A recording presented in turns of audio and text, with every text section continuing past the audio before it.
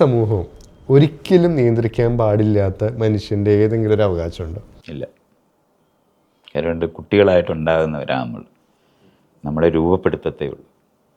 അല്ലാതെ ഒരു മനുഷ്യനങ്ങ് ഉണ്ടാകത്തില്ല. 18ാമത്തെ വയസ്സിലുണ്ടാകുന്ന മനുഷ്യരായിരുന്നെങ്കിൽ വേണമെങ്കിൽ ആലോചിക്കാം. അത് അസാധ്യമായ ഒന്നായതുകൊണ്ടാണ് അങ്ങനെയില്ല. മനുഷ്യൻ്റെ അവകാശം എന്ന് പറയുന്നിടത്ത് തന്നെ കുറേ പ്രശ്നങ്ങളുള്ളത് പോലെ എനിക്ക് തോന്നുന്നു.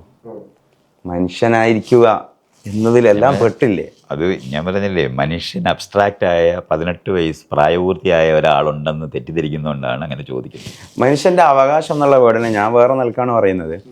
ഇൻഡിവിജ്വലിസ്റ്റിക് ആയിട്ടാണ് നമ്മൾ കാണുന്നത്.